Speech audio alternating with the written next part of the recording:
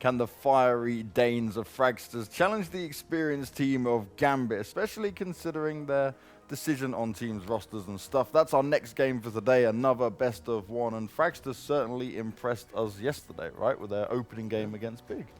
Yeah, they had a very good game. All 5 of them played really well, actually. I think they all ended up with over 20 kills against Big in that nuke game. Really strong comeback, actually, despite being down multiple times throughout the game. Honestly, there's nothing really to say. I mean, I don't think Big lost that game. I think Fragsters was the better team in that particular matchup yesterday, based on everything I saw.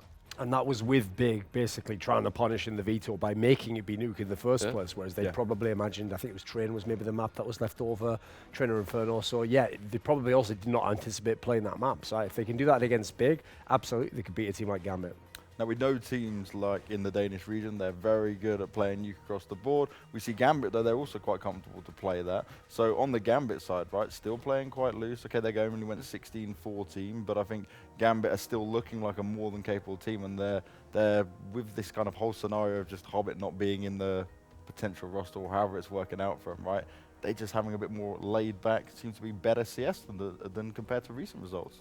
I mean, it's clearly not a very good roster. Like, it's never going to be the Gambit of old that won the major. They've just got to accept that already. But they also aren't at the level like 2 months ago where they would go to LANs and they would just be a joke. They would go out in the group stage. You never were able to anticipate they could actually perform. Now they seem to be freed up a little bit more. They've got some upset potential. Certainly against teams like this that are like rookies, basically, you'd give them good odds to do so because they've got so much experience on the Gambit side of the equation. So I think it's actually a fairly evenly matched battle. Yeah, I think Gambit has so much skill in their roster with Adren. Mo actually showed up big yesterday against Complexity. He had a really good game. And then Hobbit, obviously. It is weird to imagine Gambit without Hobbit on the roster because he played such a huge part in that major victory for them. But yeah, he's been playing well ever since he decided he wasn't going to be on Gambit anymore. So maybe he's going to continue that form throughout this event. He said it to us in New York. He was like, oh, yeah, might even try to learn English. I'm going to improve my English. I'll go to an NA team. I'll go to the EU team. He just wants that money. He just wants to be like, yep, cool, I can try frag away. Don't know if he's aware, but he actually speaks English already. That's how he's talking to you. Like, some players are weird. Like, yeah, I'm probably going to learn English. The thing about my vocabulary in the English language is it's not quite, I'm kind of trepidatious when it comes to English. Like, all right, mate, come on. I think you're already pretty good.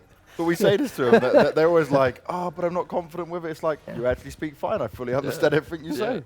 No, the thing about Gambit as well is, like, that's one of the things about their squad is they're not, like, you think of them from CIS region, it's not like they're just 5 Russian players. Like, the Kazakh players, all of them have pretty good English. Like, they actually can all communicate. They're pretty cultured people because they've been around the whole region as well as playing in all these different teams with the Russians and the Ukrainians, etc. So I actually think, as bizarre as it sounds, that's a region that doesn't have to at all go to international teams. They have so much untapped talent, so many players that haven't had their chance, cause actually, funnily enough, teams like Gambit recycled a lot of talent over the years, that they could definitely stay within the CIS region. But the options are there for some of the players, unlike others. Like you're never going to see Dossier in a team. Obviously, it's an international team. I've never heard Doja speak a word of English. No. I have once. I've never heard him speak at all, actually. It wasn't in a setting I can repeat, put it that way. So, Brilliant. Exactly. But definitely people like Adren. Does it rhyme with lols? Sort of. Sean's trying to push this like a little bit further to get it out. Duncan's sat there, sealed lips. He's not letting it happen. Go way back. I keep, ride or die. That's best buddies over here. Exactly.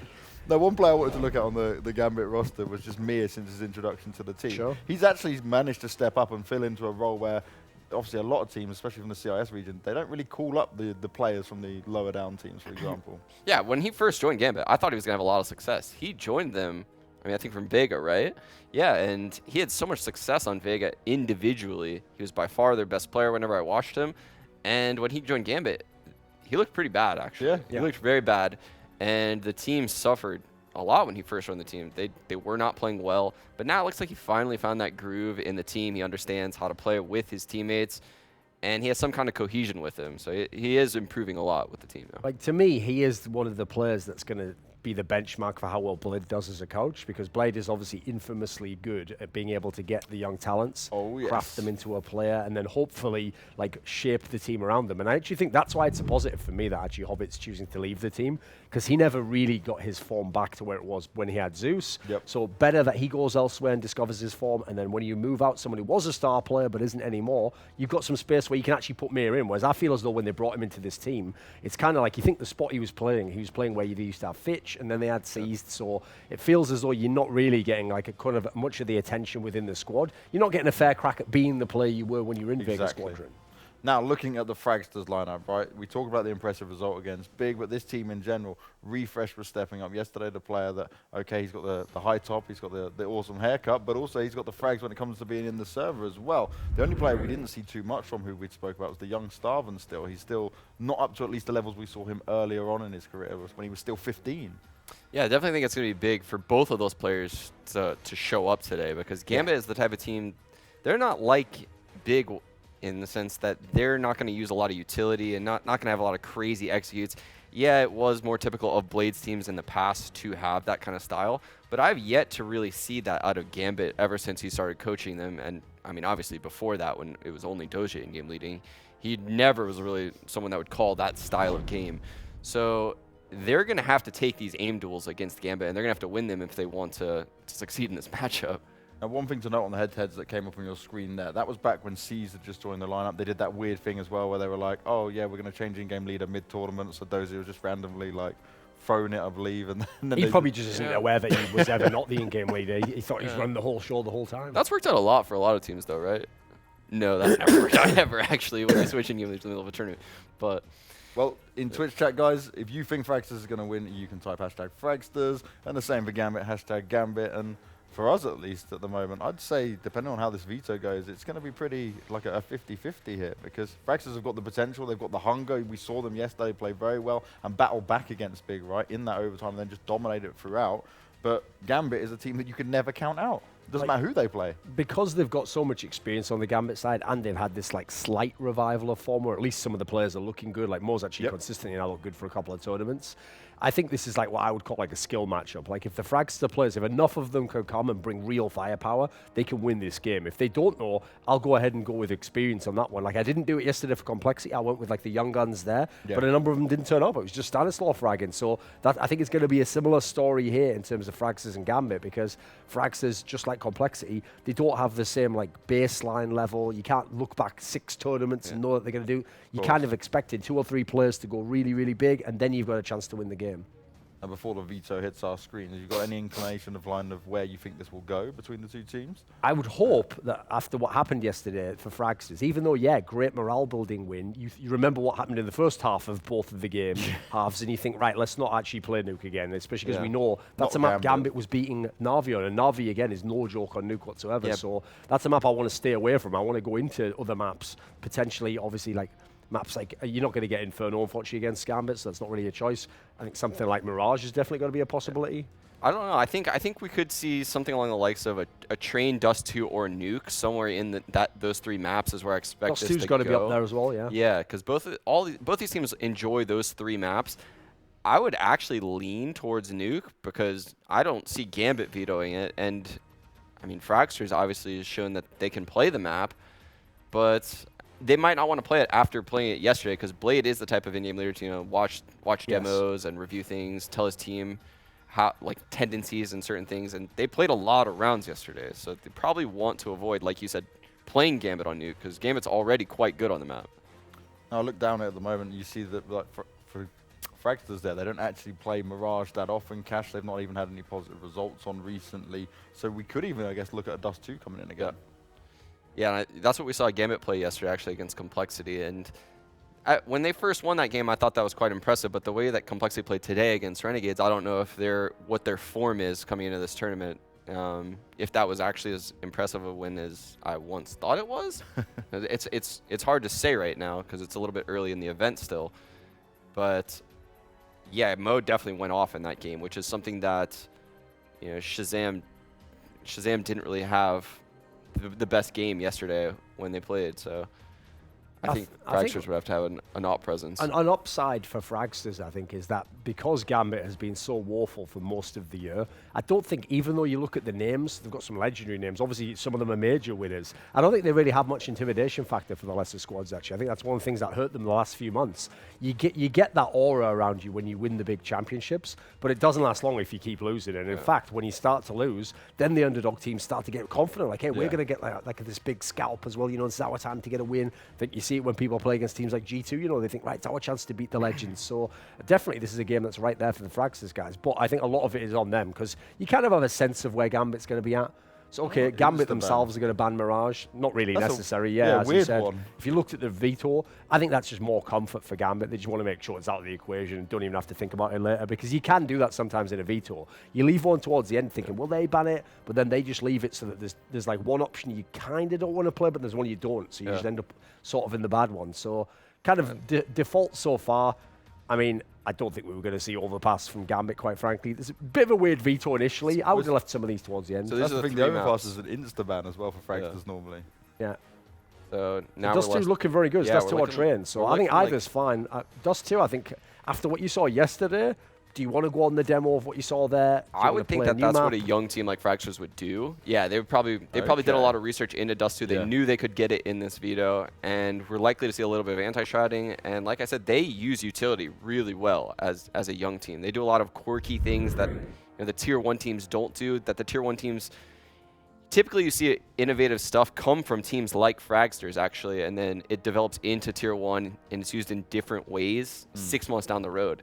So you might see some cool things in this match. Now, the interesting thing, right, is obviously Gambit very known for used to be very strong on Train, but actually Fragsters' best map is Train at the moment when you look at it statistically.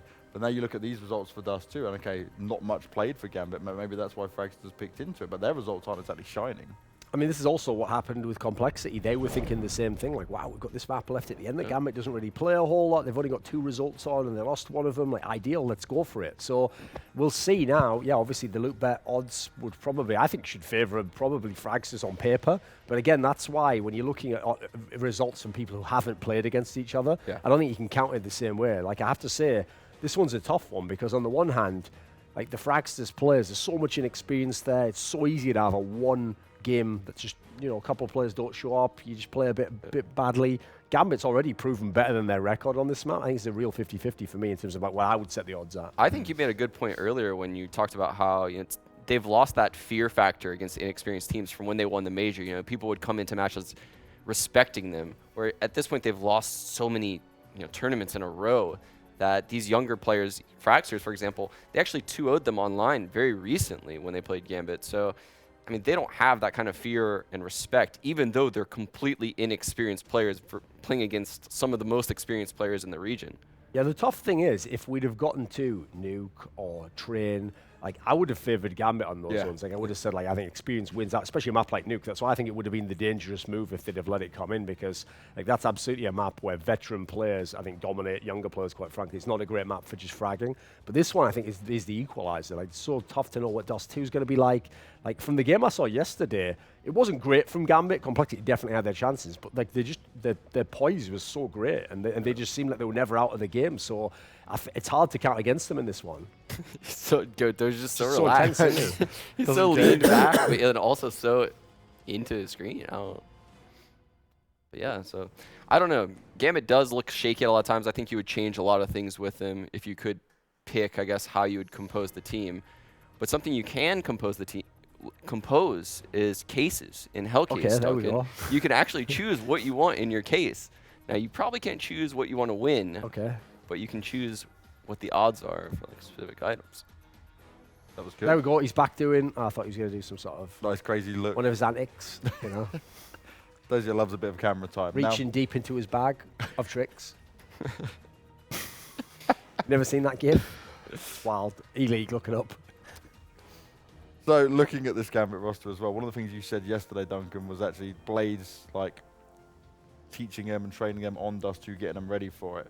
he probably wouldn't have been maybe overly impressed with what they did yesterday, considering how close it was. They had more chance to close it out earlier on. But do you think against Fragsters, they will have much to go on? Okay, there's games played, but with such a young lineup, there's so much being changed all the time. Probably the most misunderstood part in the modern day of like Counter-Strike, if you're an in-game leader or you're a coach, is you never tell your team because you won the game, like, you did everything great there, we won the game, like, move on. Someone like Blade, what I like about him is he's like an old school in-game leader in the sense that even if you win the game, I'm sure he went over some of the mistakes they made, some of the things they have to do differently, like a tendency that maybe wasn't exploited, but he saw in the game. And so in that sense, actually, hopefully it's not the case that it's just the Fragsters guys getting that demo, breaking it down and potentially having a chance to do something. I would assume actually they'll be better on dust2 today as a result of having that experience under their belt and seeing some of the flaws that they had. I can actually lend to that as well, because in New York, one of the things that Blade did every morning when Gambit sat down was he'd do the just normal team huddle, they'd go through things, but then he would sit down with each individual player once they'd decided the map and go through exactly their spots. And I mean, like, at times he was kicking them out of the seat and showing them, like, no, this is kind of where you're doing what you're... So he was very methodical with it, but very hands-on at the same time. Yeah, Blade does seem like that kind of in-game leader that's very intrusive on like, the details of a round, very positioning and movement, rotations, utility usage. And like Duncan said, he's one of those great in-game leaders where even if you win a round, he's going to, find things wrong with what you did in that round. Yeah, you may have won like a 1 versus 4, but how did you get to that 1 versus 4, and what were the problems that caused the round to break down in that way, which is what great in-game leaders do. So I think we've seen a lot of improvements in Gambit since Blade has joined, and you can see he's actually communicating a lot in the early stages of their warm-up right now. I actually think like the sad thing about this matchup they have in Gambit, where they've even said like they're looking for an in-game leader. That's also another reason why it's fine to let someone like Hobbit go who wasn't really shining as a player. You need to create space to get in someone like an in-game leader, which is why you want May to be more of a fragger. But I actually still think that they should have at least tried actually having Blade as the in-game leader. Why not give that a It was give very that a little weird. temporary It's period? like, who Yeah. could possibly in-game lead? He's looking left, he's looking right. He sat there behind him like, Oh, hey guys! we need an in-game leader. I thought that was really weird when I saw that quote.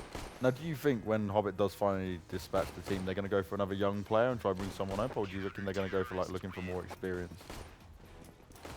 I don't know, because they didn't have much success with Fitch. I actually liked Fitch when he joined Gambit. I thought he did a lot of things really well, but apparently he got solved a little bit in his spots. Maybe they could have rotated him around, taught him different ways to play. I think if Blade was around on the team back when they had Fitch, it would have been a different story for him, and he'd probably still be on the team. But I don't know. I don't know what Blade looks for in his players. He's always molded young players really, really well. I mean, he's brought up Electronic, Simple. So many players actually in that region have come from Blade's leadership. That was why it was such a rough scenario for Fitch there, because he joined a team with all these veterans and they all have their spots. They've just won a major. Like, they're not going to give anything up to you. So if you come in the door and you can't perform, then you're going to be going out of that door. They're not going to say, oh, I'll give up my spot that I'm playing really well, and we don't even have a proper in-game leader. So that's the nightmare scenario to join. I agree. You actually, ideally, this is the reason why I actually thought it was a shame, unfortunately, that the flip side org didn't seem to have like the money to get any name players, because you want talents to come up through in-game leaders like Blade, so that then when they hit the teams where you don't have a Blade, he's already been like crafted, he's done all the basics, he's taught you how to play a team game, and then you're ready, you're the finished product. You can go and join those teams. So we've seen with May, like we said, before Blade came along, he's having a lot of issues in this team. I imagine it would have been the same for many of those Vegas Squadron type players. Their comfort came from having played together for so long, Maybe they weren't players you can just plug and play into another squad, especially a squad that have their own ideas about how the game works. Well, it's time for those predictions. So, Sean, starting with you, which way do you think this one's going to go? I think this is a really coin flip of a game, but I'm going to go with Gambit just based on what I saw yesterday out of their dust2. I think if Mo continues his form with the op, that's going to be what determines who's going to win this game. Duncan. Yeah, I was hoping we'd have like a split desk, but I'm going to go with Gambit as well. Like, I certainly think Fragsters have a chance, but I want them to kind of prove it to me. I want to see it in this match, because even though the map doesn't particularly favor Gambit, I like the experience of the squad. They actually now have gotten like a half-decent base level. They don't really tend to drop too far and get blown out. So I'll say experience wins out, Gambit takes it.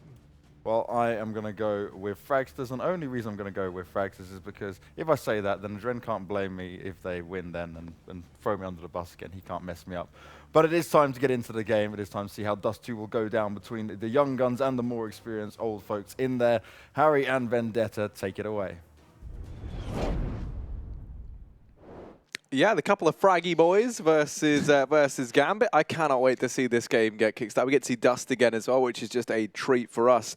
But yeah, I mean, for me, I'm going to be leaning the way of Fragsters, I'll be honest. Gambit yesterday didn't really do anything that impressed me all too much. That game versus Complexity, I think, is one that, yeah, I mean, you know, both teams would maybe sooner rather than forget. It wasn't fantastic. Mo, for example, had a very, very poor first half, if you recall. He kind of picked things up over on their, I think it was what, their T side or CT? I don't know. I don't even remember. Yeah, no, on the T side, he was I having have real the memory issues. of a goldfish. Yeah, on the T side, he struggled a lot. Then obviously he opened up the CT side with a 3K through smoke, and that's, if you ever needed a confidence booster, you know, that's what you need. I thought that's what you want. Just didn't believe myself, Hammer. And that's an important thing. These two teams need to start believing in themselves. So, you know, Fragsters, they're the plucky young Danish roster. Yeah. They're looking good. They're on the rise. No reason to doubt themselves at this point. They've already taken down one unexpected opponent in that sense. Obviously, winning Nuke versus Big, which is a scalp I don't think many people had them set up to do. You know, they can go in full confidence into this matchup with Gambit. As Sean mentioned, they've already played Gambit, you know, in a best of 3, won out that.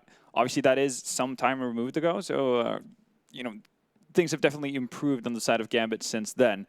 But, you know, you would have to assume that Fragsters have already been making some progress on their own part, as obviously evident by them beating Big. So I think this is really a coin flip match. But again, I'm leaning slightly towards Gambit simply because we've seen Mo gradually getting better and better. He's going to be, I think he's going to have an easier time in terms of like an op duel. I think Shazam would be harder to potentially go up against than Dragonfly. We saw Dragonfly end up having a pretty okay game on Nuke versus Big, but it wasn't off the back of his opping. It was predominantly off of rifling and other things. So I think Gambit have a bit of an edge there. We did see the double op coming in as well on their end, and whenever Fragsters brought that out, Refresh did a solid job, but a bit of a different task doing it on dust2. Tempo, though, that's going to be up as ever. Fragsters, very aggressive team on Nuke, and they're going to do the same thing on dust2, right out onto long. Mo, though, using that car as body armor, finds first frag onto Torben, who played a really, really good Nuke game yesterday. So one heavy hitter down for Fragsters. And not a whole lot of shift in how Gambit have played things. Still have one player over towards spawn. So yeah, rotations over towards the B-bombs that can get a little bit iffy. Have to be wary about that. Mir potentially has to get a headshot or two as Fragsters make their way towards B here. Already setting Upper Dark.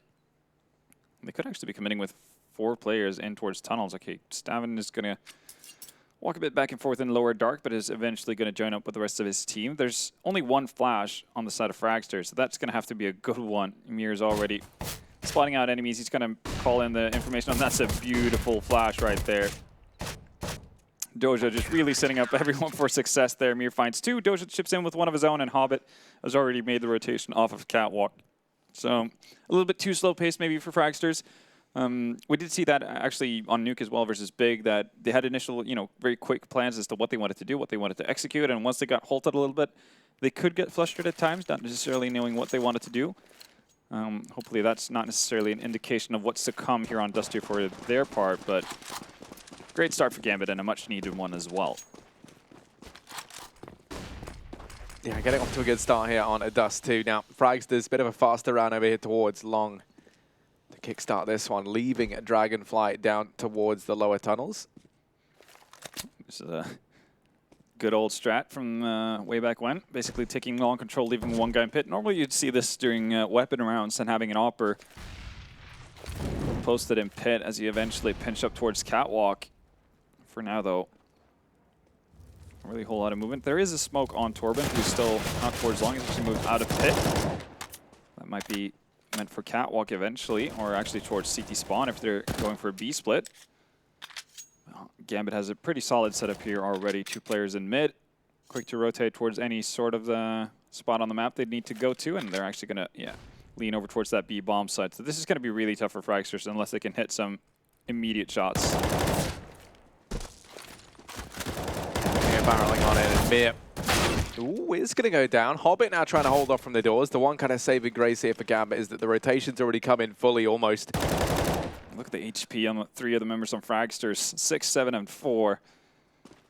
Just a couple of bullets That's all it takes to remove the majority of the team. Keep your eye on Torben, though. He's still all the way over here at long doors. Only now, just as he started to pounce on in, and somehow Refresh has found himself another. He's on 7 HP, and he's still putting up numbers. The bomb's going to go down. Gambit have done a fantastic job of almost killing everyone, but still yet to actually put their first up. Finally, Doja and Mo are going to be answering back, but Torben, he's been on this monster flank. He's been missing for so long, but oh no, he's dropped the ball, and now he's going to go down 2v2. As that bomb gets planted, and Stavin, the man with the rifle, waiting down there beneath the window on 6 HP, going to have to try and work with Bubsky. As the peek comes in, they do find Mo, and maybe a Dren going to go down as well as he desperately tries to cling on in that round. It's just not happening. Fragsters going to be immediately answering back with a round of their own. So Gambit having the same issue we saw versus Complexity as well, dropping around to pistols only, and I mean, that could have gone so much worse as well. I mean, Torben, the one guy on the long flank, he only had a Glock. That's the only reason he doesn't pick up a kill there, as he completes the flank from long. But just uncharacteristically poor aim from Gambit's side there. Mir definitely is in a position to get one easy kill just right off the bat, and definitely should be following it up with a lot more. Same thing can be said for Hobbit, too. That's not what you want to see. Fragsters bring it right back. So they're going to be on rifles, only a UMP in the hands of Refresh, but outside of that, they got weaponry for days. Gambit on their end, though. Scouts, Doja does get the tag. Takes a significant amount of damage himself, but he's going to be okay with that. Falls back onto site. So long control given up for now, but Fragsters obviously still needs to make the crossover. They do have the utility to do so as well, if they want to commit for it, but this time again, same plan as what they had initially in their in their eco round. Posting one player up in pit, and everyone else kind of just simmers out. Aggressive stance from Gambit as well. If you look over towards the B-bomb side of things, got 2 players from Gambit actually taking control over Upper Dark here. Ooh, Mir not able to connect on Refresh. He's doing his due diligence and checking every angle. He might get sandwiched here by Adren, though, as he moves forward. Oh, Adren. Almost dropping the ball there, but some trades going in the favor of Gambit here. Down to a 3v3 situation. Doja's still alive as well with that scout over on short. He needs to be worried about Bubsky moving up on long, and Bubsky's going to take 2 kills to his name. That leaves Adren with a scout in the dream. Doesn't get the tag on Bubsky either, so that makes the job a whole lot harder. Doesn't know that the bomb hasn't crossed over. As I say that, it gets thrown over to Bubsky on site. And that pretty much solidifies the round for Fragsters. 3 players staying alive for now. Adren obviously wanting to hold on to that scout going into the next one. Could drop that off to Mo potentially, as he already has a deagle. But we'll see if Fragsters are willing to hunt for this. Yeah, you can see Dragonfly sticking around in mid as well. That's because his M4 dropped over towards short, so he doesn't want to let Dren go ahead and retrieve that, which might be where he's heading now. First going to try and batten down the hatches over here at long. Bubsky. Doesn't want to hand an AK over. Adren certainly not about M4 rather, but certainly not the man you want to be arming up into this next round. Instead, they're actually going to find him, so doesn't manage to hold into the scout nor the armor. Fragster's going to go and do what Gambit couldn't and convert that second round. And now, going to be given a chance at an early 3-1 lead. Taking a look at the odds by those wonderful people over at LootBet, you can see this is a pretty close game, and I think there's a pretty fair odds, I would say.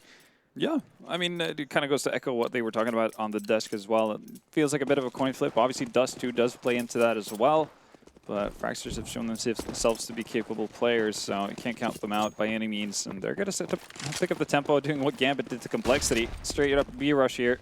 Hobbit's going to get taken down in mid by Refresh, and Mir is in for a world of hurt. And there he goes down. So easy as you like for Fragsters. This is pretty much a gimme round on their end, as there's no investment from Gambit whatsoever.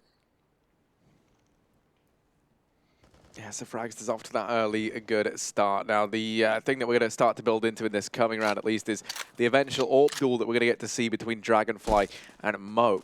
And I'll be honest, in their game as well, if you think back to Fragsters versus Big, Dragonfly didn't really have the performance of a lifetime. He's one of the players who did kind of fall quiet, never really got to see him to get too much done with the AWP. In a similar vein, Gambit, they couldn't rely on Mo in their entire first half over on that T side. It wasn't till the CT side that we started to see him put up some numbers, and then he actually became the driving force to pull Gambit through to the win, right? So I'm thinking, you know, when we get that AWP board out, a lot of it's going to come down to that one duel between those two players, because Mo seems pivotal to Gambit's success here on their CT side. Oh, absolutely. And just the fact that having an operator who's able to potentially find you that opening pick early on allows your defense to be so much stronger. You don't have to rotate. You don't have to spread thin at any given point of the game.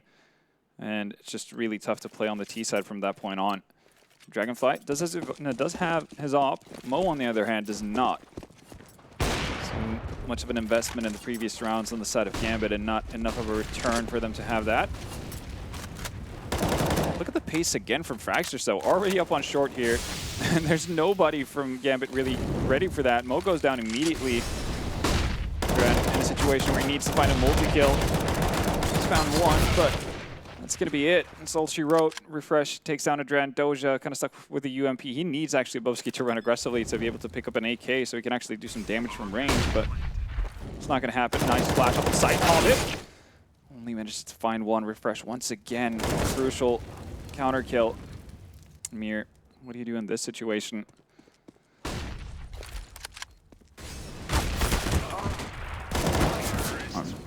Refresh behind the barrels finds Doja as he pushes up towards long, and Mir already tagged down earlier on, gets found by Bubski. 4 rounds on the board for Fragsters, and they're playing with an incredible pace right now. They're just not stopping ever. Yeah, I mean, you know, they are just kind of crushing the heel over Gambit right now, making it look pretty easy. Running over them in the early stages of this game. And if you recall, when we saw Gambit and Complexity play, it was very back and forth in that nature. With each team chaining together rounds, and then, you know, one of the teams finally managing to break it and then chaining together some rounds of their own. So Gambit investing into this Deagle up on Mir, a couple of PT50s on Hobbit and Doja, USP on Adren and Mo, so not too much to work with in this round. It looks like it's going to be a fast B play once again for Fragsters, but the one thing that maybe could throw a spanner in the works is you can see Mo's pushed up aggressively towards long, hasn't spotted anything yet. Adren's already started rotating in through middle, and Hobbit now opening up, does get traded out, and he's relying heavily on Doja for the trade, but it just doesn't come through. The PT50 at range, it is just asking a bit too much of him.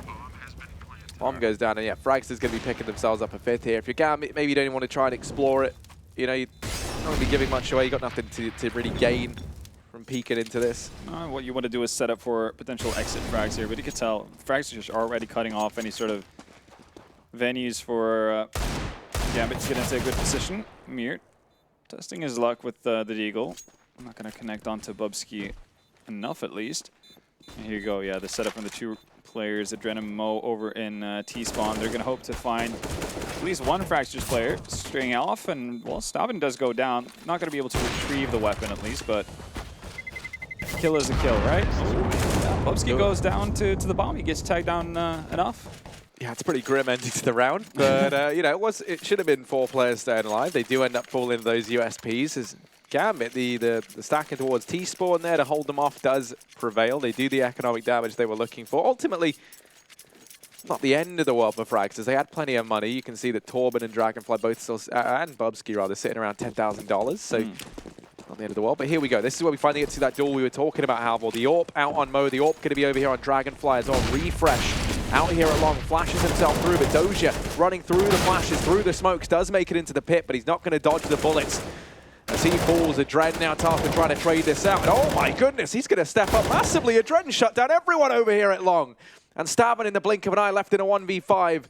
You're asking far too much of this man at this one point in time. 1v4 rather, but what does it matter as Hobbit decimates it down in middle. Gambit going to be picking up that second round, all on the back of Adren, who he's cracking a bit of a smile now. He's looking happy, and that is a scary Adren to run into. Oh yeah, you know, for those who, I guess, are fairly recent to starting to watching Counter-Strike, Adren was one of the best players in the world at a given point in time. You know, during Gambit's probably best streak as a team in total. Just an formidable player from start to finish. So consistent, so good, and as you can see, has aimed for days as well. Actually opted to not pick up the AK at the end of the round. He was thinking about picking up an AWP, then an AK was laying right next to him as well. Decided to opt out of both. And I guess, you know, you gotta feel good about what you're doing if you can nail 4 shots like that with an M4 too. Yeah, I mean, most certainly, right? Dren is probably feeling pretty crisp on the back of it. That's a worrying sign of the times for Fragsters. You don't want to start to let that man warm on up, because on the back of his kind of commanding performance, that's when we often see the rest of the team start to dig deep and rally behind it, rise to that occasion. Absolutely. And you mentioned, you know, we were talking about Mo as the linchpin of the Gambit defense here, but if Adren can get going, they might not even need Mo. He's just going to be a supplement to Adren's performance. We'll see how it goes, though. Again, similar setup for Gambit this time around. They are opting to have 2 players directly on the B-bomb side and Mo hanging out in mid. That's probably due to the early aggression from Fragsters and just the quick tempo that they've had so far. So there's not a whole lot of opportunities to make rotations if Fragsters just decide to commit at the same pace they've done already. This time, though, it's been slowed down. Doge is the sole defender over towards long here. If he can drop down into pit after spotting or, you know, figuring out there's a push coming in towards him, he will have an opportunity to buy enough time for Adren to help him out with at least 1 flash.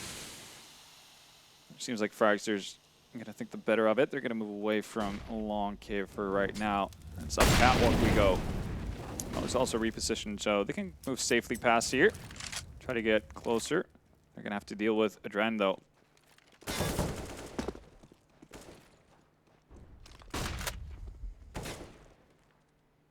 Adren drops down to spawn. Still holds on to his Molotov. That could be nice for an eventual execute coming out from Fragsters. For right now, though, Fragsters are starting to run a little bit low on time. Oh, here comes this push. They've got 25 seconds. They have left this one down to the wire, and even then, they're not committed to it just yet. Now, Molotov to force Mo away. He's repositioned onto Goose, though, and going to try and line up a bit more. The molly's continuing to rain on him, but it's Adren once again, the thorn in their side, shutting them down. It is going to be him holding this off from the crossroads. Bubsky gets caught pushing in late from long, and Dragonfly left in a 1v4, AWP in hand. And time's running out. yeah, there is no time left. He's just going to have to look to try and hold on to the AWP. They can still get a buy in this next round. Dragonfly can drop an AK over to Stav, and the rest of the guys have the money there anyway. But Adren has just been such a threat. And every single time, you know, you take a little portion of the map, you find yourself a man advantage. He is there. He is... It's the Punisher. He certainly is. And yeah, Mo again, just connecting with that first shot, you know, takes away so much attention away from Adren. He's able to line up 2 shots for himself from that slope spawn position. That's all you want, really. Mo posted up in mid. No Fragsters is really committing into it. They're going towards long here. Nice spam through the smoke, and see if Adren can replicate what we saw. Actually finds the second one as well right before he gets taken out by Torben. Considering how that started to look, that's a pretty okay trade for Gambit. They have given up long, but Mo's already rotated around into position, so not an easy task at all for Fragsters to move forward here. Might even boost up Hobbit here, but they have to be worried about refresh. There we go, easy pickings. Hobbit goes down, but Mo's on top of the site though, so he's still able to fend off any sort of aggression from long, but Fragsters, they've changed up the plans completely here. They're setting up for the long rotate over towards B. As you can see, Dragonfly and Torben, the bomb in hand, moving over towards that B bomb side. Refresh is only going to act as a bit of a roadblock for a potential rotate, but he's actually going to join up with the rest of the team. If they're going for power in numbers here, Mir drops the smoke at a pretty good time. That's going to delay them a little bit, but look at how big the rotation time is for Gambit right now. It's going to be really rough.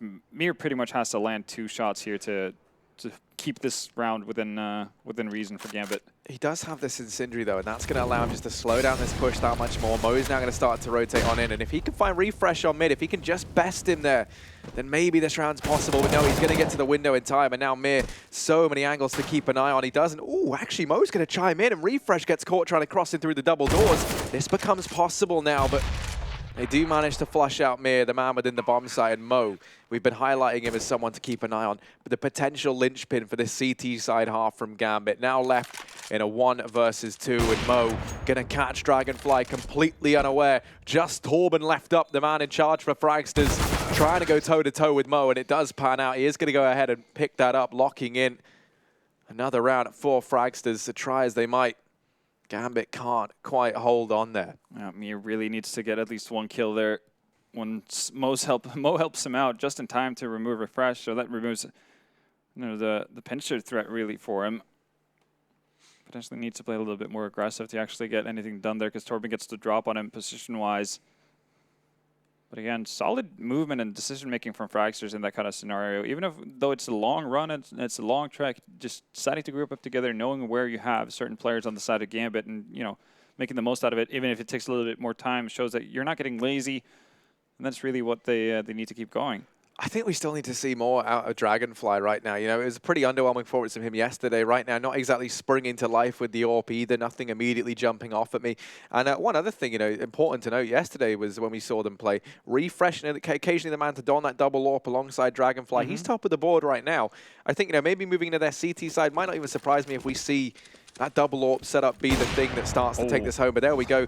Mentioned his name. He steps up. Dragonfly finds the opener this time around. And Hobbit, he's going to get desolated down in mid. That will be the man advantage gain off of the bat for Fragsters. Now, I think they do, the smoke was down, so they're not aware of how many players Cross could get lulled into a false sense of security here, that this B bomb site maybe only has one man at it. Oh, Mo actually spots people outside in mid, but he drops down, so he doesn't have any way of actually dealing with this. That's going to lead to the death of Mir. He's not going to be able to find multi-kill. And that is pretty much the round. There's nothing Adren and Doja could do. They have a ton of utility to potentially set up for a retake, but there's 4 players alive on that B-bomb site. Mo can't afford to actually make that mistake of slipping down from the boxes. He needs to take the fight to actually alleviate some pressure. Mir's just too far into the bomb site to be able to do anything. He needs to commit to holding off the tunnels. He doesn't have any way of rotating out towards the doors. So Gambit just not up to snuff on that one. And again, tempo from Fragsters just really messing with Gambit. Obviously very helpful to get that opening frag on Hobbit through the smoke as they crosses over. That's a big one, though. Not going to be able to hold on to the AWP either, Gambit, even though they managed to salvage 2 Colts going into it, but going further. We have talked about that AWP being a pretty big driving force for Gambit on this map.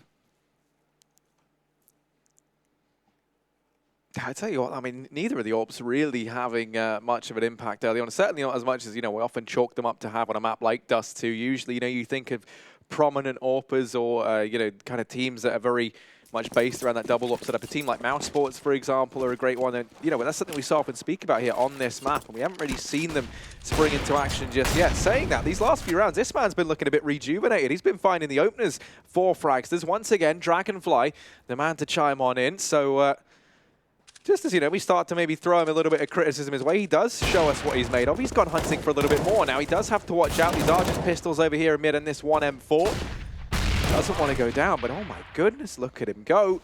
Dragonfly's on for the ace. Where's this even come from? It does get stolen from him. But I think we're getting a much-needed confidence boost here for this man. Absolutely. I think he can be okay with, you know, his little brother actually taking away his ace as well. Or actually, maybe that hurts more. Who knows? But yeah, Dragonfly called them out for not having too much of an impact. This time finds 4, and obviously in that previous round, finding the opening frag onto Hobbit. Really getting into the groove of things. That's what you need to see from an AWPer. Just to be fair, like, it was an eco on the side of Gambit. They didn't set to force up around the weapons they saved. It does make it a little bit easier, but still, every kill counts. Again, quick tempo from Fragsters. They're already up on Catwalk. Mo is going to try to move close to the smoke here. Maybe he can get the drop on one of the Danish players. He's going to want to move further into the smoke. It's Doja to go down first. Oh, this could be big for Mo. He's in the back, but a couple of whiff shots, and that's going to be it. Refresh instantly able to trade, and sadly that amounts to nothing. Bomb goes down here for Fragsters, and once again, how far we keep bringing up, it's that blistering pace. Gambit just can't do anything to hold it back. This time, Fragsters focusing almost all of their attention over towards short. They get control straight away. They're up against just the eco, so you don't have the AWPs, you don't have the rifles, anything holding mid, nothing to deter them from that push. And a 9th round now going to be picked up. There are players over here on short in the form of Adren and Mir, but really not fancying their odds of being able to find anything. They would love just to get out of this round, maybe with a couple of kills or a gun, but they've been juggled away by Fragsters. Yeah, I was about to say, that's a heads-up move from Fragsters. Just removing any sort of weapon. I mean, obviously you have to consider the fact that the explosion for the bomb as well is also going to push weapons. That's probably what Gambit are hoping for. Something's going to get pushed down Catwalk, but that's not going to be the case. They've already moved that weapon as far away as possible. That is a really cool thing to do from the Danes. And I mean, yeah, you mentioned Refresh, and when talking about the double off setup, but just with the rifle as well, Refresh has done an excellent job of just being able to be at the right place at the right times in terms of getting trade kills. Whenever we've seen Gambit actually getting into it, getting an early frag or something like this, Refresh has been the man pretty much constantly to find that trade right away. So there's nothing really for Gambit to build off of. The one or the couple of rounds they've managed to find success has been off of big multi-kills. But yeah, whenever there's this like equal trade, Refresh has always been the man for Fragsters. Interesting to note, tactical pause caused in by Fragsters. So despite being on what a 4-round win streak, being up 9-3 on the map right now, still not entirely content with it. They're going to be taking a little bit of a time out here to try and figure out how they want to approach this round. And you imagine that's because of the significance this has. Gambit, they're going to be buying up into this one. They've put a lot of emphasis on this one round by not really investing in the previous two. Yep. Their economy will be bottomed out. They're going to be putting everything they've got into this one round. It's the double AWP between Mo and Hobbit. They think that's the answer to their problems. Fragsters trying to play things smart here. They've dedicated all their attention to besting Gambit here because they know what that means for the future. You'll be reset into the next, and Adren just peeking over the top, but Refresh, my goodness, he's incredibly fast. Mo going to be holding down the angle, but he gets flashed off, and this charge continuing on in, and no one on the side of Gambit can seem to apply the brakes to this Fragsters train. The bomb's already going down. It's a 4v5, and you've got the double AWPs in this retake with next to no utility. I think you have to save if you're Gambit. Like pretty ludicrous situation to be in, but how are you actually going to get close to the bomb site with these two ops inside? The ludicrous thing to me is how do you rush down short that fast when you're running a double AWP setup on the CT? So how do you get both players down, you know? They keep dropping down. I mean, this is one of the issues with Gambit, not necessarily taking the challenge ever. Ooh, nice by Doja there to find two. Obviously not going to do anything to change the outcome of the round, but with how uninterested Gambit seemed to be in actually contesting mid, Fragsters have just been given an open path through suicide, so they can drop down every single time, get quickly onto short before anyone from Gambit, outside of them having boosted someone up, making it there in time. So you're going to be in a situation where Adren found himself. He's going to be too late to get anything because he's setting up the flashes for long, that when he finally rotates around towards Catwalk, Fragsters are going to be up with 2 to 3 players. So you need to actually have their opper on either Hobbit side or Mo to actually try to take that challenge in mid, even though it is a favored spot to take for the T's or a T side opper. You kind of have to do something. You need to push them back. You need to put a stop to the tempo that Fragsters are putting out, because right now you can't handle it. Yeah, I mean, even if maybe we see them throwing some of these, like one of the kind of more like cheese plays that we see teams offer, you like throw down a smoke boosting over the top down by lower tunnels, something like that. Just anything maybe goes. A boost up towards short with one of the AWPers, just something to change that, the emphasis that Fragsters have been putting down on mid, because they've been allowed to take control of this every single time. And even then you look at the AWPer Dragonfly, he could just peek on down. He goes unchecked, right? They just completely allow him to maintain control of that portion of the map entirely for free. He pretty much gets a freebie every single time because he's allowed to take that shot, the gap shot, every single time with no contest. And again, you see 2 players already down suicide. They've got the backup from Dragonfly. They're going to be out mid. Is Hobbit's going to be able to deal with this in time? It's the big question. He's actually going to fall back in completely, and now you end up in a situation where you have to commit to one of 2 parts, right? If you Gambit, at least the players in on the B bomb side, you either have to focus on the upper dark area, or you need to actually give it up and focus on taking out any sort of pressure from the mid. One thing that is a bit different this round is take a look at Doja up there on your minimap. He's the man marked number 4 over towards long doors. He's sitting here. He won't hear any footsteps. So this means, we've kind of, we've got Mo over towards short. He's going to be a pretty quick rotation down here to mid to help out Adren. Adren holding close as well. The majority of players over here, and Hobbit is the man to open up. He finds that first onto Torben. No trade back for a flash as well. Doesn't flash anything. Dragonfly, is he going to see the leg of Adren here early enough? Oh, he is. He's a little bit of time to react. Yeah, I was worried he did. I was like, oh. That's never normally there, but here's Mo over on short, and I love this position. He finds that shot, immediately drops back. There's no chance for the trade, and now he's repositioned onto the car as well. Tries to go back in, but the flash raining on through from Dragonfly is perfect. That's where Doja, though, pouncing on out from long, has been able to drop Bubsky, keeps things in the advantage of Gambit. Mo desperately trying to deny them, but they're just crouching on in. They're ducking and weaving down beneath these bullets. And that bomb's going to go down. Fragsters now 2v4. They've been able to make it to 2-on-3 as they drop Mo. They are still aware that Doja's here down towards long, and Dragonfly might have had a slow start, has to try and roar to life now, but he falls, leaving all the pressure onto Stabben. And Doja is the man of the hour for Gambit. 3 kills for him in that round. A fourth for Gambit on the board. But plenty of money. If anything, too much money for Fragsters heading into the last round of the first half. Yeah, they're going to have a hard time spending all of that. Maybe we'll actually see a couple of auto snipers being picked up. Buying Yeezys, drones, everything, you know, or just throwing it all in. Definitely. And yeah, I wouldn't actually be against seeing, you know, 5 auto snipers being busted out just for the sake of it, and seeing if you can get anyone on the gap cross. Right now, though, I mean, one thing that we have to consider as well, that one of the things that got Hobbit into the game, he did not have a good T-side either for Gambit yesterday. One of the things that got him rolling was actually having an op on the CT side. He hasn't really been able to make any sort of, you know, impactful mark on this game, even with an op on the CT side. It makes you a little bit worried going over to the second half. And yeah, we did see Torben pick up a auto sniper. He's going to do some tag damage onto Hobbit as well. You see pretty cookie cutter setup. Mo in the same position as before. Adrian actually being boosted up onto blue container out towards long. So that could be a bit of a new look for Fragsters that they might not expect. Hobbit is going to find Dragonfly. So he's getting into the groove of things, and here's Adrian. Easy first kill. Has backup from Doja as well. This is nicely played from Gambit.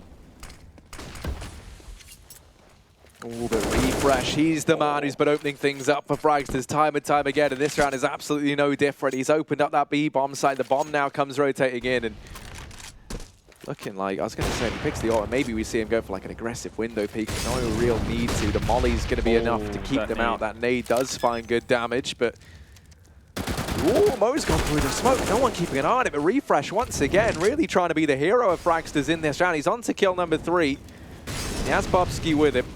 Look at the rotation coming in through Upper Dark, though. That's Doja. Bubsky somehow fully aware of what's about to happen even before the bomb plant is attempted. Leaves Adrenaline alone. We saw him one round on his own. Could he do it again? Doesn't know where the bomb is planted. Now gets an eye on Refresh, but too much HP, and Refresh manages to compose himself. And that's a 4K to end the round, and he really has been the standout star for them so far. Yeah, he certainly has. Top of the board. He is absolutely just popping off right now. And then the good thing is we have that supporting cast around him. You know, you got Dragonfly, you know, having a fantastic time of things on the AWP. Bubsky as well, just kind of being like a solid rifler. Maybe you need to see a little bit more from Torben and Stavin if you think about the performance that Torben had yesterday as well. But it doesn't really feel like it mattered, right? You know, you're up 10-5 or 11-4 rather. You're doing absolutely fantastic. And, you know, everything's going your way. Now moving into the CT side, I think that's when we're going to see these other guys rise up the scoreboard a little bit more. Suddenly Refresh can't just be there to kill everyone. Yeah. Maybe you can. I don't know. Maybe they're just going to go to his bomb site every single time. We'll see a real cyber zen of things from Gambit. But hopefully not. Yeah. And taking a look at Gambit, you know, it's kind of, you know, Adren top of the board, Mo behind him. Those were the 2 players we said that we needed to see step up. Mir, bottom of the board right now with 2 kills to his name. Really not having a good time of things right now. He really hasn't done anything at all, and it's not for lack of being tested either. I mean, we saw early attacks towards that B bomb site. He was just not connecting his bullets at all. And obviously it's a tough situation to have to play on that B bomb site, having to play retakes on A and everything, but that didn't really happen too much. Look at that, Bubsky, aggressive push, not going to connect with anyone as Gambit make their way up catwalk. So push not stopped yet. Torben, same position as Mo had in his pistol, and he's not going to have as much success. We saw Mo do. Instead, it's going to be Mo to find Refresh after he knocks down Doja. So man advantage for Gambit once again. Bomb's going to go down. They already have positioning here on catwalk.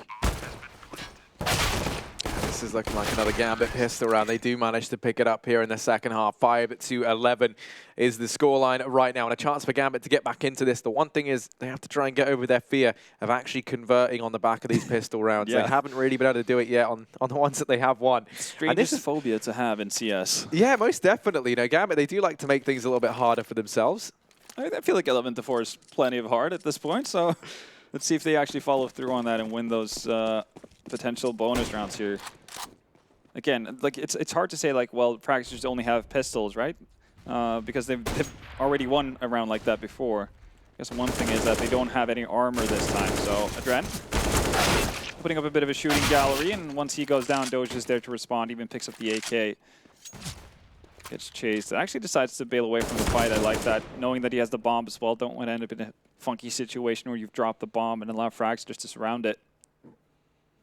Mir also having his back as well. If Mir can get a couple of eco frags here, it might do something for his confidence. And it is actually It has been weird to see how Mir has been as a player just ever since he joined Gambit, because obviously we knew him as the big star, biggest squadron, the guy who would drop 30 to 35 on any team once he was feeling it.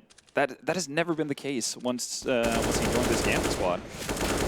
Yeah, I mean, I'll be honest with you. I still think the best fit that they've had, I agree with the guys on the desk at the outset, was Fitch, right? I was always a big fan of him. Whenever I spoke to the guy as well, he always seemed like he had a lot of ideas for the team. I think maybe, whenever I spoke to him, he seemed maybe a little bit quiet. So perhaps that was a bit of an issue. You're coming into this team, having to try and, lead what were then major winners all of a sudden. And you're like, the new guy in the team. What's up, guys? I played Tier 3 online tournaments. Yeah, exactly. But, then you compare him to kind of the other people that Gambit have tried since then, Mir being like the prime example of that. It's never really gone too great. So at least with Fitch, he was decent in the fragging department and brought some fresh new ideas for the IGL perspective, yeah. But looking like Gambit should be onto a 7th round here. As the nades rain in towards mid, just vanilla pistols out for the most part over on the side of Fragsters, not really expecting anything from them. For Gambit now, it's just a matter of keeping these rounds clean. I think one thing that they can at least take solace in moving into this T side is you've got a Dren, you've got Mo, they're both playing very well. Doja's started to step things up, and you kind of have these individuals having very, very good rounds. And on the CT side, it's quite difficult to translate that into a round win, right? It's very easy for Fragsters to just completely ditch wherever Adren is playing, or try and isolate him and find him on his own. Whereas over on the T side, you can have Adren be the man spearheading these offensives into the bomb site. There we go. Yeah, there's Mir. Maybe that's a confidence booster for him. Maybe that's what we need. A few more of them. We talked about Dragonfly, how he wasn't doing anything, and then he follows it up with 5 frags in 2 rounds. Yeah. So it's all us, is what we're trying to say. We're pretty fantastic. So now we just need to harp on whoever's at the bottom of the scoreboard at any given time to make sure they have a better go of it. And look, the odds. Speaking of better goes, I mean, Fragsters' odds, they're, well, I guess you're winning less and less off of winning on them, but people are starting to have faith there. Gambit, they were the ones to actually lead this, or have the better odds actually going into it, or highest likelihood of winning going into it, I should say. So we're going to go into the first buy round, and you talked about that double op setup. That's going to be the first buy we see coming out of Fragsters. Refresh picking that up as well. He was so vital for them on that T side, mainly with a rifle though, an AK in his hands. This time he's going to have it up, and he's actually posted up really far forward towards tunnels here. Might be a bit of an unexpected angle for Gambit. Hobbit throwing down a short smoke as well, so Refresh might have to reposition here.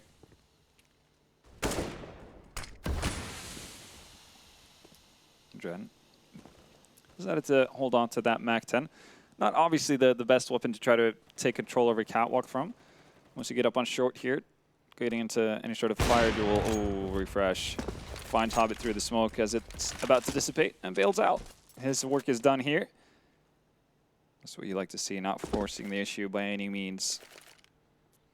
Gambit, they seemingly want to go for a bit of a B-split here. Smoke out into mid so they can't get messed up from the window. Also smoke down in spawn. Flashes come in through, and just do or die. Mo finds Bubski. That's a great start. Refresh again with a trade, but it's just not enough. Adren finds the kill with the MAC-10. The bomb side is in the hands of Gambit. Even though they're a man down, this is still very doable. Yeah, Molotov up on mode. Bomb going to get planted for the tunnels as well. You can see both players heading towards this position. It's going to be Doja and Mo left up. The Molotov's already rained on in, and Mo sitting on the car has to try and anchor this for Doja. Especially, I thought for a second Torben was going to throw the Molotov towards exit. That's not going to happen. Instead, it's a coordinated attack. Doja finds one, but Stavin comes in to trade quickly, and that's going to be 2-man advantage and a defuse coming in from Fragsters. 12th round on the board for them, and that's a solid retake. You can see how patient they were, waited out the little of utility that was left on the side of Gambit, and then set up everything nicely coordinated there from the young squad. Yeah, these guys are playing a very clinical CT side right now. I'm a big fan Danish of that. CS. Yeah, I mean, the Danes are a big fan of just playing it by the numbers. That's going to be a 12th round on the board now for Fragsters, and on the back of the bomb going down, getting off to a good start. Gambit, they can still afford to buy. That's not the issue. Tactical pause called in now for them. You can see Mir. That's the man closest on your screens. Doesn't exactly look too full of fire right now. He's not been getting off to the best of starts. You do kind of feel bad for the guy. especially seeing as, you kind of feel like if you're Mir, all eyes are on you, right, in this squad. You come in, you haven't really had like the best of starts. You're in here with guys who we know can have these absolutely tremendous performances. But another fun stat is taking a look at Refresh's success in opening duels. He's 6-1 in them right now. Yeah. So he's been finding these openers almost every single round that Fragsters have won. Finding openings, not just openings, but also trades, right? Like he's everywhere where Fragsters get anything done. So he's definitely leading the way for them. And Gambit, they're going to be able to buy up again. Mo with the op in hand, still double ops on the side of Fragsters. See what approach Gambit decides to go with this time around. Adran seemingly wanting to get catwalk control once more. Fragsters have a very different setup this time around. Far more passive. Setting up for crossfire. Pretty much wanting to lure Gambit into a false sense of security. Maybe thinking they have a player isolated. That's where Stavin, tucked away in Goose, is going to pounce once Dragonfly has taken the initial attention. So we see Gambit gathered up towards catwalk here. So this might be your very cookie-cutter catwalk take here. It's just going to be the lurker over towards long where Torben's playing. So smoking Dragonfly off an angle. They need to actually keep continuously flashing to get close to the bomb site. Otherwise, that's going to happen. Adren goes down. Stavin's still not showing his position as well. And as he pops out, he's actually going to lose the duel out to Mir, and that means he's lost a bomb site.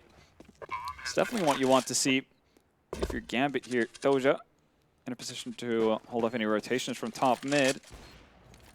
It's not going to come to fruition though, as he gets picked off by Refresh once again, finding crucial kills. That's a big kill though from Mo, and a very... Going to go back for a bit more. So actually I was going to say maybe a nice display from him, but not the case. And Hobbit now falling as well. It's all onto Mir, the man who has been struggling so much. He's hidden away. And he's just going to wave, and Torben spots it. Torben reads that well, and the look of frustration there on his face really does speak volumes. A 13th round locked in for Fragsters. It was looking so promising there for Gambit. They had seemingly everything going their way. Doja falls over at the top of mid, though. He's the one watching for those rotations. Refresh going to beat him at the first hurdle, then towards long. Mo, Yeri gets the one kill, but he's going to go peeking back into it. And probably should have landed that second frag as well. I think that would have been the key to victory, really. If Torben goes down there, then Mo can obviously stay alive, reposition, just be a continuous nuisance. That means Hobbit's going to get into a better position because he was way out in the middle of nowhere. He wasn't anticipating everyone inside of the bomb site to die so quick, right? He starts, he's like, oh, I'm very far away, and the bomb is very much not planted for CT. I don't even know where. Oh, yeah, you can, kind of, but not really. 13th round up for Fragsters regardless, though. And Gambit, I mean, it's looking a bit of a shambles at this point in time. We need to see these guys pick it back up like they did in their match yesterday versus Complexity. Yeah. Right now, the real issue is that, I mean, yeah, you talked about, Mo delivering kills, but not to the extent that we need him to. So far, it's really just Adren being able to keep up with Refresh here on the side of Fragsters. And just Fragsters as a unit getting more out of their kills than Gambit are. Well, again, with the op, might actually find Refresh here on, still loses out the duel when Refresh has to jump up. He's just been unstoppable so far. As I say that. Mir comes back to haunt my words. It's a 1-for-1 trade, and you take that if you're Gambit all day long. Hobbit doubles up as well, finds Stavin. Leaves the sole defender on that B bomb site. That's Bubsky. He needs to come up big in this one, or just needs to get some support through the smoke from Torben. That helps as well, and that just completely stops Gambits in their tracks. They've decided to move out of middle, no more pushing towards upper tunnels. They're going to go back towards A. Doja does have a free avenue over towards long, though, so that could be exploited if Gambit coordinate this properly. And I mean, you speak about Fragsters getting more out of their kills. This is a perfect round to highlight exactly that. I mean, this is the man advantage up in favor of Gambit off the bat, now pulled back into this 3-on-3. Have to feel a bit bad for Hobbit. He did go down through the smoke in mid. But Torben pressures on. Had a fantastic game yesterday, looking to try and relive some of those moments inside of this A bomb site now. Mir and Adren up on short. He does have Dragonfly down here in CT, but the smoke is blocking him off, so that means Torben is left high and dry and on his own, trying to buy time. And he's going to find Mir now dancing around inside of the bomb site, buying so much time. There's only 20 seconds left. The Molotov's delayed Adren as well. 15 seconds, the timer ticking down, and Dragonfly homing in his sights over here towards long. Doja, the man to try and run the gauntlet and keep his attention off of Adren. He does so well, and yeah, that's the right decision from Doja as well. No need to actually go for that peek, fall back down and towards Long. He's actually going to go forward for some reason. Oh, that's going to give an easy kill to Dragonfly. Adren, big name for Gambit so far in this game. He's going to have to win out the duel versus Dragonfly to keep them in this. Oh. And Dragonfly nets the shot as well. 1v2 situation.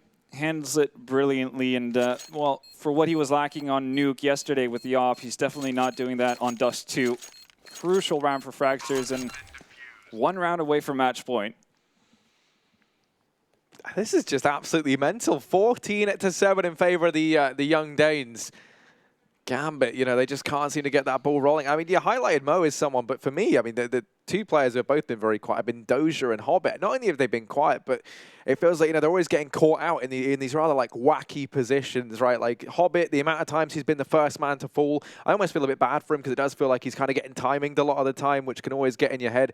But I mean, even Doja, right? That round there, you know, you mentioned it, repositioning, you know, actually trying to take the fight back down towards Long, maybe trying to play off of Adren, but you feel like if he just maybe sat in the pit, tucked himself away at Long, they would have had that crossfire set up just fine. Exactly, and you know that Dragonfly's been playing with an op the entire game. He's going to have one now as well. They've been rocking a double op setup. They haven't been dying, so obviously that's still going to be in play. And even if he picks up a Colt or an AK, obviously you're going to have a better time of it playing from pit than you are playing up close. And you mentioned it. You're not negating that crossfire with Adren as well, because he needs to commit up that slope to actually get even near the bomb. Adren can just play for time, play ring around the Rosie, while Doja just takes pot shots at him. So there's no logical reason for Doja to actually move forward there again. Yeah, there's 26 kills between Doja, Hobbit, and Amir. There's 22 on Adren, 16 for Mo, and that's just been extended even more as Adren finds himself another out through the long position. Quite soon, Adren gonna have more frags than the bottom 3 of his team put together, which is a pretty devastating stat for Gambit. Staben gonna get tested here, tucks himself away inside of the bomb site, does have Dragonfly nearby down in CT to try and help out, but it's not the most ideal position, and they've gotten a hell of a lot closer. You can see they do a great job of pressuring that one man, not allowing him to isolate those one-on-one fights, and that'll be the bomb going down for Fragsters. I'm curious if they even try and go for this. The money isn't great. Maybe they see if they can find Hobbit over here on short, and they cannot. And Refresh able to get that the second time around, and never mind, they're straight back into this. It was looking like this was a Gambit round, and now that's all been called into question as Fragsters finding absolutely everything over here on short. They spot Mo down here towards CT, and Mir on 8 HP desperately trying to hold them back, but it is all said and done. It's going to be Gambit locking in at this round. Gets a little bit uncomfortable there, but a round is a round at the end of the day. Yeah. They'll be moving on to an 8th. Luckily for Gambit, because they did, well, I guess that's the silver lining of them having thrown away that 1v2 in the previous round, is the fact that Fragsters do lose a lot of money constantly trying to get that double op going, and also losing a lot of members. So Gambit do get to send them right back into an economic tough spot. They're going to have to basically force buy here. We see a scout coming out full of ZZs and some armor. But this is really Gambit's one way back. Well, the aggression is panning out. You don't only have to be quick about your play style on the T side here on dust2, as Fragsters show. 2-for-2 trade. As been mentioned, even though they are on the T side, it does cost to constantly have to rebuy your weaponry as well for them. And they're not out of the woods yet. Doja manages to readjust, and Adren finds his second kill of the round. But yeah. It's not looking super convincing whenever Gambit wins rounds. It is hard pressed every single time, it feels like, and yeah, the odds are reflecting that as well. Salute bet odds come in, and Fragsters getting closer and closer to that. Well, if you can even get just 1.0 odds.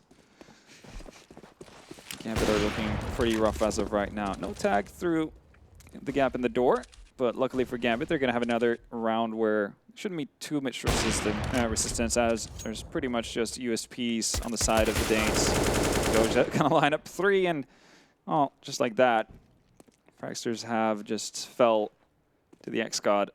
We might find a 4th as well. And Torben lurking on the opposite side of the door. Doja might be keen for the ace here. And, well, no, he's not going to find it. Mo still camping out in T-spawn. He's been able to help him out. There we have it. 10 rounds for Gambit. They make it to double figures. So we saw yesterday in their game versus Complexity on this map. You know, it was very, very back and forth. It ends 16-14 just narrowly in favor of Gambit. And it didn't really feel like, you know, I mean, it was such a close game, and it did kind of feel like it was Complexities that got given up. And sorry, I don't think it ended 60-40. It did. It did. Yeah, okay. Thought I nailed it. Got to have more belief in myself. Yeah, you Albert. really do. But, you know, double ops out for Fragsters in this one. And like I was going to say, so this could be another situation where they start to grind this down. They start to get back into this. Fragsters over on the CT side. They're going to be at the mercy of that more expensive buy every single time, the weaker economy. 2 players on the other side of that smoke, and Doja has yet to spot them. This could be a blessing or a curse. And for Hobbit, he's gone spraying on through, finds one entirely by mistake. He's going to go back, and there we go. A quick double down from this man. Has opened up the A-bomb site, just Bubsky and Refresh left up. And the problem for Fragsters right now, because they're going so heavy on the double op setup, they're going to be right back to ecoing. I mean, in this situation, Gambit has to realize that they have enough money to buy up, you know, in an upcoming round, even if they throw away all 5 weapons. But that's going to be so much more for Fragsters to lose those 2 weapons than it is going to be for Gambit to lose potentially all 5. So they need to go on the hunt almost immediately. And you can see Mir, he's got the right idea in the back of his head. Refresh, I mean, might be able to get 1 kill here, but it's all about getting away from the action. Finds the arm of Mir. Bubsky's going to be able to find a multi-kill as well, and Refresh follows it up with a kill onto Mo too. So they're dealing with this pretty well, Adren. I mean, you can still go hunting here. It doesn't really matter if you lose that one as well. Still going to be able to buy up as much as you like. Tries to fire some pot shots through the door. Doesn't connect with anything at all. So Fragsters do a good job of holding on to the weapons. They're still going to be able to go back to double upset. I'm actually a little bit curious but yeah, I think Bubsky picked up Mo's op. So they're kind of able to go back to their strength in terms of having 2 ops running. Obviously not going to be the same kind of weaponry on the 3 other players, but you take what you can get in that kind of a situation. We'll see, though, if Gambit can do it again, win out 16-14 on dust2, or if maybe Fragsters are going to take this to another overtime. Yeah, I mean, surely they can't, right? Like, you imagine, it's what, like, it's such a lengthy comeback to have happen, and they've been doing a great job of it thus far. But you have to hope that surely Fragsters have that in them just to be able to dig deep, carry this through at least to kind of match point. But, you know, Gambit looking good. And they're no strange having to grind these games out, as we saw yesterday, especially here on dust2. It feels like, as well, as they're starting to pick up the momentum, you can see definitely Fragsters having that drop-off. Moving into the CT side as well, this double AWP hasn't exactly been fantastic for them. Refresh still really the only guy putting up numbers. Yeah, it does create that same sort of adren effect that we saw on Gambit's CT side, where it's very easy just to kind of skip out and not bother heading the way of the carry for Fragsters. And there's Dragonfly opening things up. It is going to be the man advantage gained for this CT side early on. There's a weapon down here along. In response to it, Gambit going to try pushing up through short, going to try and play this fast and aggressive catch. Fragsters unaware, but already you've got Dragonfly posted up here and Stavin inside of this bomb site. Rotations coming through. Refresh is down in CT. Almost everyone is here for Fragsters. That B bomb site is left wide open as they focus their attention on mid and A.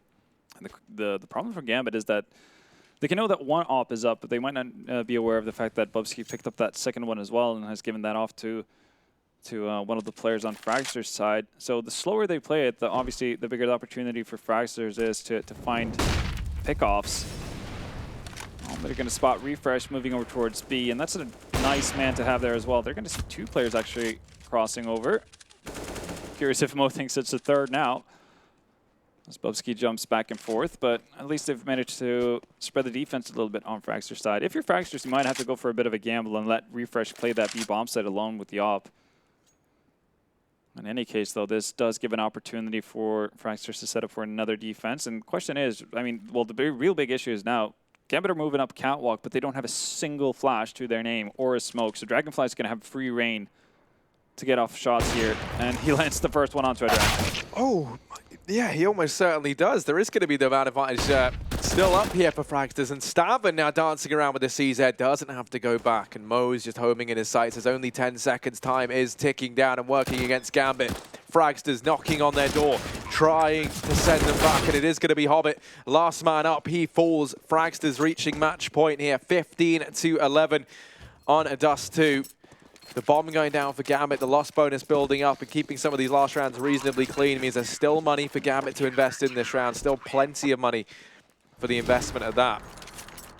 And there's enough money, but now you're running out of rounds to play with here. Fragsters getting onto match point. They're going to have, well, much better buy than what they went into in the previous one with. So 2 AKs to their name and a Colt on Stavin.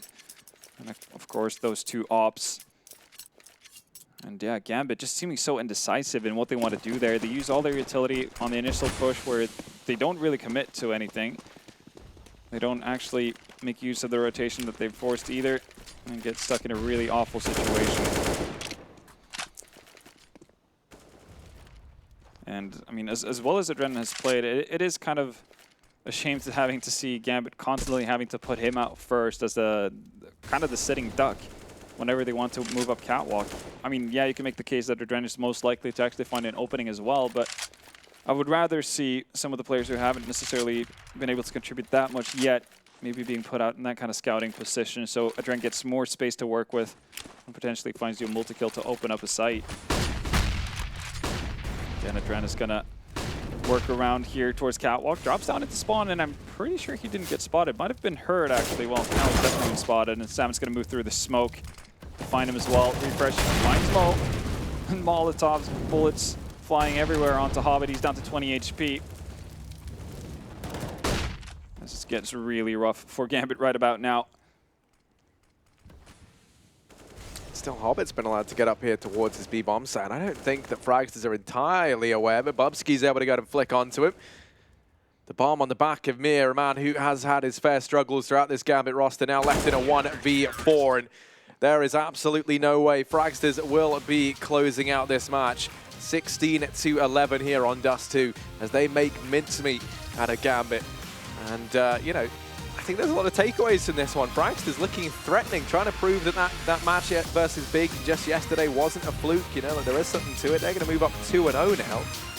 And I mean, just what a fantastic start here for the young Danes. Absolutely. I mean, even if they end up not qualifying for the playoffs by going 2-3, they're going to have 3 more games, which is high quality caliber teams, you know, at an international event. That's a lot of experience to be had. And obviously, they've put themselves in a prime position where they could actually just have a really big game and potentially qualify as well. So Fragsters, they couldn't be happier with their position right now. I mean, and they've done it, you know, convincingly as well. I mean, first game versus Big, you saw that they had multiple ideas. It wasn't just necessarily a fluke win where they just lucked into it or one player had such a massive game that, you know, that carried them through. This time around, yeah, on the scoreboard, Refresh obviously was the one leading the charge and doing the most damage, but you could see contributions from everyone as well. Dragon's not going to have the most, eye-watering stats on the scoreboard, but he definitely had some impact kills there with the op as well. So they're doing it by committee as well, which is really cool to see, and that's how you get far. Yeah, I mean, you know, potentially looking to try and be another Danish roster that moves up into one that we have to start paying attention to. It is scary how good that country is at Counter-Strike. It's not fair. Yeah, especially when the population's so small. I wonder, like, does everyone just play it in their spare time? I mean, That's the there's impression something in the I water. get. Yeah, there definitely has to be, right? But we're going to give this one over to an interview with Frankie over at the stage. I am here once again with Refresh from Fragsters. And yeah, there must be something in the water in Denmark. We've got 3 incredible Danish teams here in Kiev with us. You guys, the least experienced of the lot, and yet you're able to take down these more established teams. What is that magic winning formula, Refresh? I just think we are good as underdogs. We put the pressure off, and we just play way better when we are the underdog team. It's interesting, though, because Gambit took that first pistol round, but you didn't let them convert it. You just went straight in there, got a bit of an early lead, but then they started to gain on you. So did your tactics change when you noticed that they were catching up? Not really, because the rounds we lost, we tried to do something different and catch them off. And so we just went back to what worked, and we got a few rounds in the end. And yesterday you told me you don't prepare to play these teams by watching their demos. You just focus on your own rotations, keeping those super strong, super tight. But what if you get to that final? Surely you are going to want to watch some of the other teams at work. I haven't thought about going to the final yet, but I think we will do some preparation, but it won't be something we focus a lot on. It's kind of taking away our focus if we keep like worrying about what the enemy is going to do. So we just try to focus on our aim and our game plan. So I won't ask you about the final yet then, if you haven't thought about it so far, but tomorrow you just need to win one more game and you're in that top 8 refresh. So have a think about that for me. Do you think your team can get your heads in the game one more time and do it? Yeah, of course. I mean, when we came here, we are here to win. So if you don't think you can win, you shouldn't be here. That's a fabulous answer. And actually, coming up next, we have got one of those Danish teams I mentioned earlier, North. Do you want to play those boys? Yeah, it would be nice to meet North. They've beaten us a lot, so there's kind of a rivalry, and they won like all the games, so we really want to hit back. Well, thank you, Refresh. We'll see, actually, if you get a chance to play North very soon, because if they win their next matchup against NRG, they could be drawing Refresh for tomorrow. We still don't know who these guys are going to be playing at, but we want to know what you think. So tell us in Twitch chat. All the information is on screen right now. Simply write the name of the team you think is going to win in Twitch chat for us. Be a darling and do it right away, because we need to head back to the desk. The Fragsters flame is still burning, and they managed to take down Gambit to put them 2-0 ahead now. We may have not expected this on the desk fully, but we said it was definitely a potential in there. Quite honestly, they still managed to battle back, even when it looked like on the T side we expected Gambit to kind of pull it back. They were getting rounds after round, but it was a solid performance from the young Danes.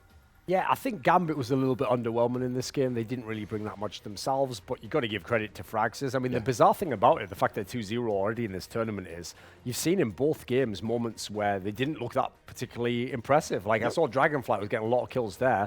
Every time I saw his POV, it didn't look anything particularly flashy, you know. It was very basic AWPing, but they were getting the job done, and that's the thing. If you can just plow away and you can do a workman-like performance, sometimes you're going to get a win like this. Yeah, I think Refresh did a really good job of carrying Fragsters throughout this game. He ended with 29 kills, over 100 damage around.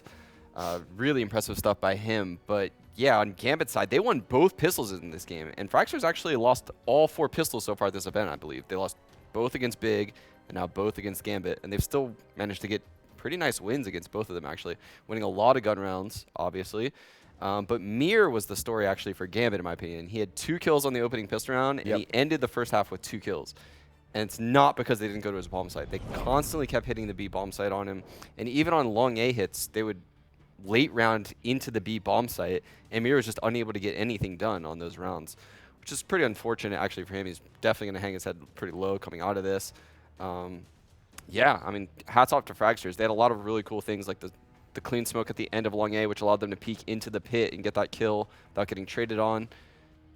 Really impressive, actually. Yeah, the problem is, like, that's one of the reasons why I think that when people talked about Mir as an up-and-coming player in Vegas Squadron, you can't treat him the same way that you treat someone like a Rops or some of these guys that are, like, fresh to the scene, because he did all that stuff in Vegas Squadron in a lineup that played together for, like, 5 years straight with the exact same 5 players. So, unfortunately, in a certain way, you're not going to have the same kind of, like, social intelligence that the other players will have from all of the teams they were in and swapping roles, etc. So it's kind of like Virtus Pro players, you know, you have to completely relearn the game because you've played it with the same 4 people for so long. So certainly his transition's been tough.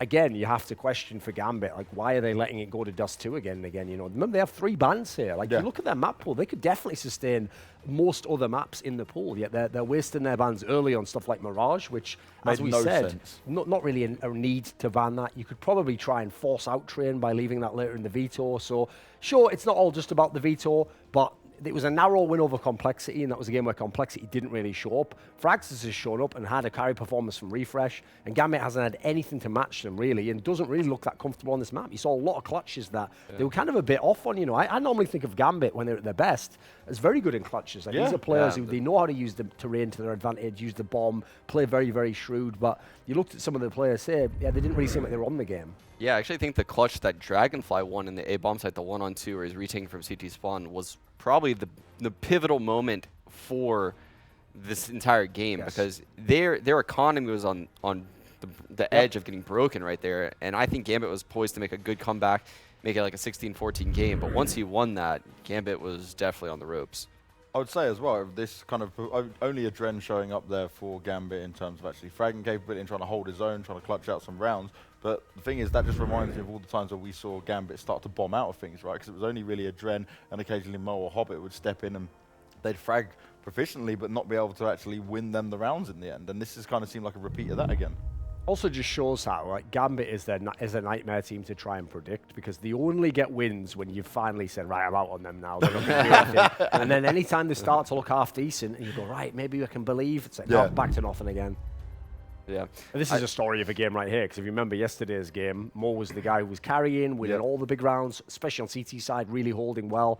And he's gotten out-fragged by a guy where, as I say, in terms of Dragonfly, 15 kills, great job. But when I actually watched like the POV, didn't really look that good, to be honest. Looked very kind of humdrum. Yeah, I think Mo's kills were pretty empty as far as impact goes. He had 19 kills in the game, which is quite a bit, actually, when you look at where he stands on his team.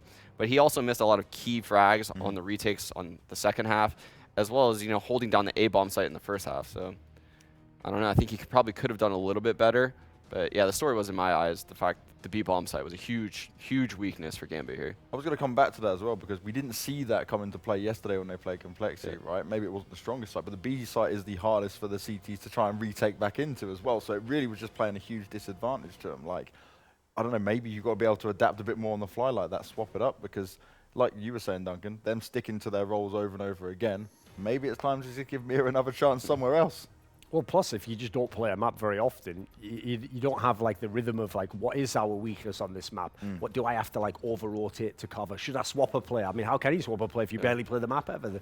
Everyone doesn't have much experience on it. So just a tough spot for Gambit. I mean, again, as I say, it's kind of weird that they've had 2 vetoes in a row where they go into a map they don't particularly play. Question marks on that one, I certainly wonder who decides the veto. I'd assume Blade probably has input in it, but there's another angle as well. Is he trying to make them play dust2? Do they actually have, is there another map that the win rate says they're good on? Because this often happens, but really that win rate, remember, is accumulated over the last like 3 months or whatever. So maybe those wins were 2 months ago. Now in scrims they don't feel confident, so they think, right, dust2 is obviously a map a lot of people are trying to flex into now because it's a newer map. No one's really as good on it. So I guess you can rationalize a way in which it's not outrageous to play the map.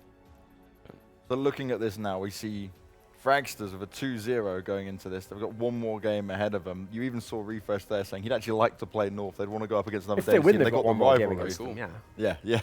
So maybe have 3 more games ahead of them. Okay. And then maybe go home 2-3, really angry, and then go, you said there was only one more, James Banks. You I'm just lied. going to get blamed again. Yeah, exactly. Stop the fake news. Seems the way it goes. That's what I'm spreading. That's what I'm spreading. But we are going to go to a break now, so I stop spreading all of this fake news across the board. But when we come back, it is going to be North taking on NRG. So let's see what these 2 teams have got, and we'll be back very soon.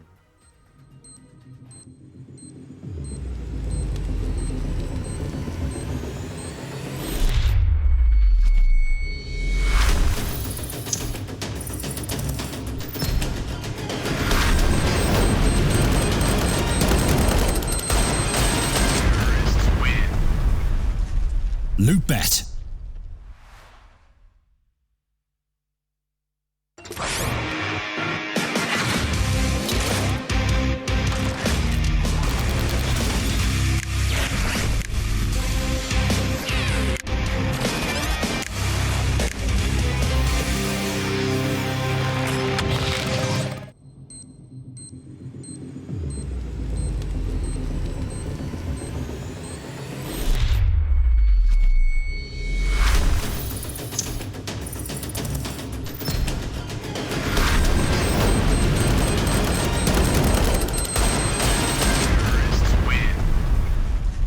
Loot Bet.